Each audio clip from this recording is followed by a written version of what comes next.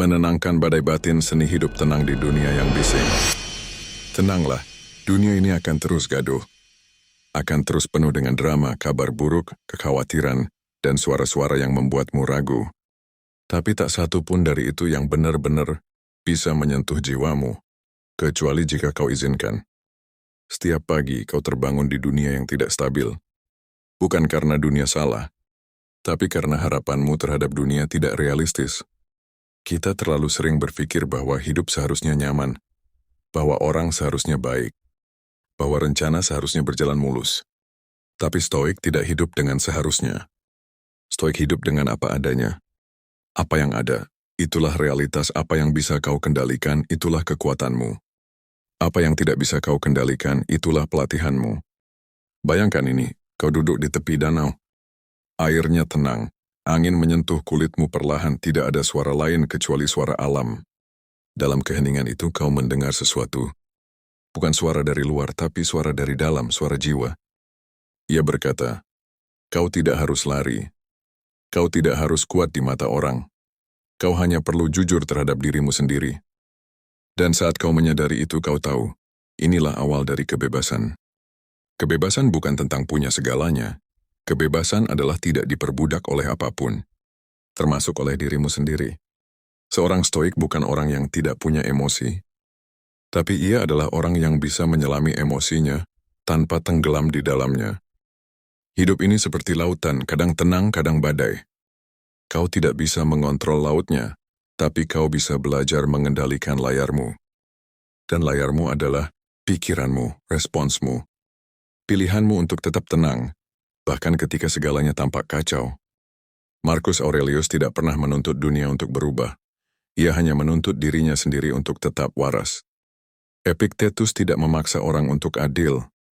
Ia hanya memaksa dirinya sendiri untuk tetap bebas, bahkan saat tubuhnya jadi budak. Dan Seneca, ia tidak menjadikan penderitaan sebagai alasan untuk menyerah, tapi menjadikannya bahan bakar untuk menulis karya abadi. Karena para stoik tahu satu hal, penderitaan bukan masalah. Yang jadi masalah adalah bagaimana kita menanggapinya. Kau mungkin tidak bisa menghindari kehilangan. Kau mungkin tidak bisa menghindari kritik, fitnah, kegagalan, penolakan. Tapi kau bisa memilih bagaimana cara kau berdiri setelah semua itu terjadi. Kau bisa memilih untuk menjadi pahit atau menjadi bijak. Kau bisa memilih untuk memendam dendam atau menanam pengertian. Kau bisa memilih untuk mengutuk takdir atau menerima dan menemukan makna di dalamnya. Saat kau mulai memahami hidup bukan sebagai perlombaan, melainkan perjalanan yang penuh pelajaran, saat itulah kau mulai tumbuh menjadi manusia sejati. Tidak semua orang akan memahamimu, dan itu tidak apa-apa. Tidak semua orang akan menyukaimu, dan itu pun tidak masalah. Yang penting adalah, apakah kau tetap setia pada nilai-nilai yang kau pegang? Apakah kau masih bisa berdiri dengan jujur, meskipun dunia memaksamu untuk menunduk? Di dunia yang menuntut agar kita terus sibuk, Stoik mengajarkan kita untuk berhenti sejenak, mengamati, menyimak, merasakan detak kehidupan dalam diam. Kebijaksanaan tidak tumbuh dalam kebisingan, tapi dalam keheningan yang penuh kesadaran. Saat kau duduk sendiri tanpa distraksi dan bertanya pada dirimu, apa yang sebenarnya penting bagiku? Di sanalah Stoik bekerja, membimbingmu untuk memilah antara yang esensial dan yang remeh. Kau akan mulai menyadari bahwa banyak dari penderitaanmu berasal dari hal-hal yang seharusnya bisa kau lepaskan. Seseorang berkata buruk tentangmu, biarkan saja, hidupmu bukan tentang mereka. Rencanamu gagal total, syukuri pelajaran di baliknya. Kau tidak kalah, kau sedang dibentuk. Orang yang kau cintai meninggalkanmu, itu memang menyakitkan, tapi ingat, tak ada yang benar-benar milik kita, kecuali cara kita menyikapinya. Coba kau amati langit setelah badai. Masih ada sisa awan, masih ada angin dingin yang berhembus. Tapi ada sesuatu yang muncul setelah itu, kejernihan. Dan seperti itu jugalah hidup. Kau mungkin tak bisa menghindari badai, tapi kau bisa keluar darinya dengan hati yang lebih jernih. Kau tak akan pernah sama lagi, dan itu hal baik, karena setiap badai membentuk ulang karaktermu, memperkuat fondasi jiwamu, menajamkan arah langkahmu. Hidup bukan tentang menjadi kuat seperti baja, tapi menjadi lentur seperti bambu. Baja bisa patah, tapi bambu akan menunduk mengikuti angin lalu kembali tegak ketika badai reda. Kau tidak harus selalu tegar, tapi kau bisa selalu sadar. Dan kesadaran itu adalah kekuatan tertinggi seorang stoik. Di tengah malam sunyi, saat semua orang tertidur, saat hanya detak jam terdengar, itulah saat terbaik untuk menanyai dirimu. Apakah aku telah hidup sesuai nilai-nilaiku hari ini? Jika ya, maka tenanglah, engkau telah hidup dengan benar, bukan sempurna, tapi jujur. Karena tujuan hidup bukanlah kesempurnaan. Tujuan hidup adalah keutuhan.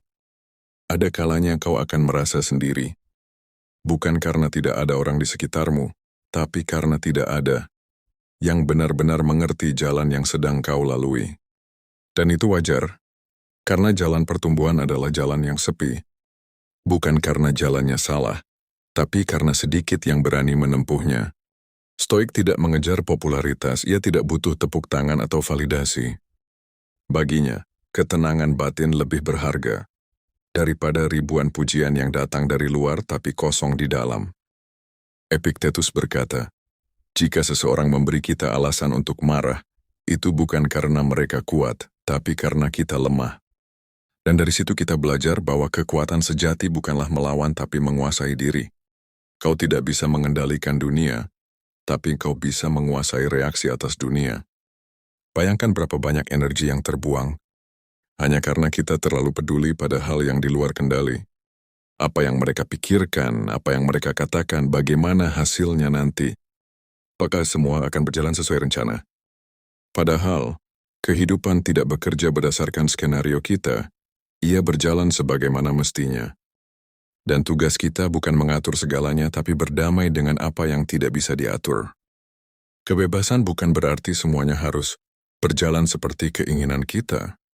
Kebebasan sejati adalah, bahkan ketika tidak sesuai keinginan, kita masih bisa merasa damai. Itulah latihan mental seorang stoik setiap hari.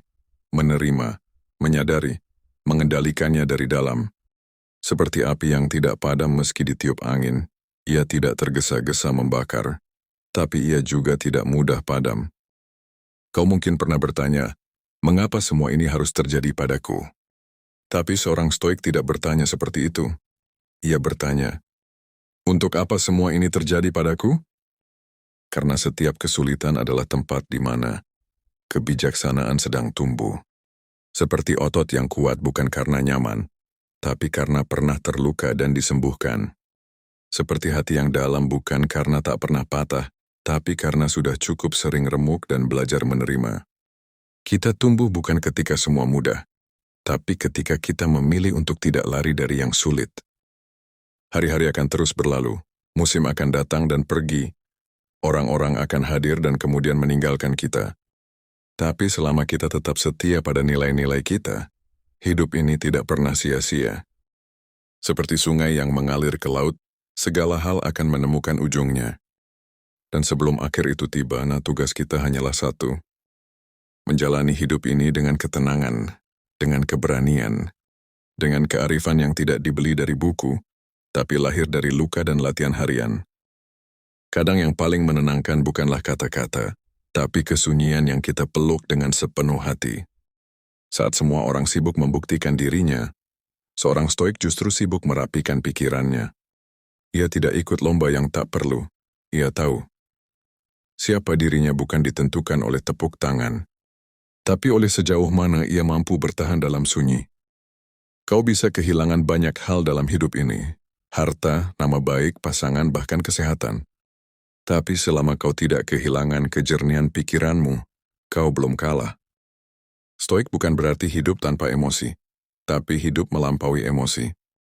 Bukan menolak marah, tapi tidak membiarkan kemarahan memegang kemudi.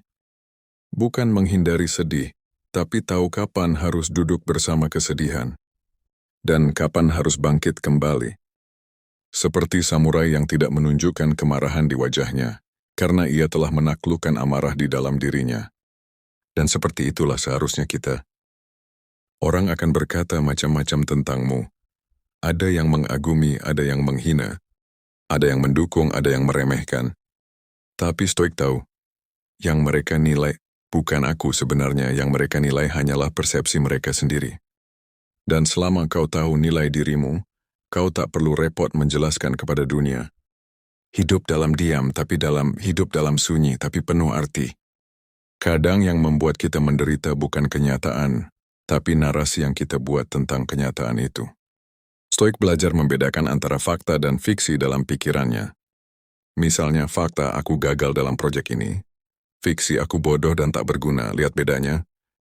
Yang pertama objektif, yang kedua berlebihan, dan menyakiti diri sendiri. Maka Stoik melatih dirinya setiap hari untuk menanggalkan narasi yang menyiksa dan menggantinya dengan kebenaran yang sederhana. Malam tak selalu gelap, kadang ia adalah tempat terbaik untuk menemukan terang. Ketika semua terlihat hilang arah, itulah saat kita bisa menemukan kompas sejati di dalam. Dan Stoik adalah pengingat bahwa arah itu tidak pernah benar-benar hilang. Ya hanya tertutup kabut pikiran yang belum kita bersihkan. Dan kini, setelah satu perjalanan panjang kita lalui bersama, dari kegelisahan, keheningan, hingga kebijaksanaan, aku ingin kau mengingat satu hal. Kau tak harus menjadi sempurna, tapi kau bisa menjadi utuh. Kau tak harus kuat setiap saat, tapi kau bisa jujur pada dirimu sendiri. Dalam dunia yang terus berlari, engkau boleh berjalan pelan. Dalam dunia yang bising, kau boleh diam dan mendengar suara jiwamu sendiri. Itulah jalan seorang Stoik, sunyi, tapi terang, sepi, tapi penuh makna. Jika narasi ini memberi ruang hening di dalam pikiranmu, jika ada satu kalimat yang membuatmu berhenti dan merenung, maka aku mengajakmu untuk ikut menapaki perjalanan ini bersama. Silakan subscribe channel Belajar Stoik, agar kita bisa terus bertemu di ruang sunyi yang penuh kesadaran ini. Jangan lupa aktifkan loncengnya, karena di dunia yang sibuk, pengingat kecil bisa menjadi cahaya besar. Terima kasih telah meluangkan waktumu. Bukan hanya untuk mendengar, tapi juga untuk hadir secara utuh. Sampai jumpa di narasi berikutnya, dan seperti biasa, tetap tenang, tetap sadar, tetap hidup sebagai manusia yang bermakna.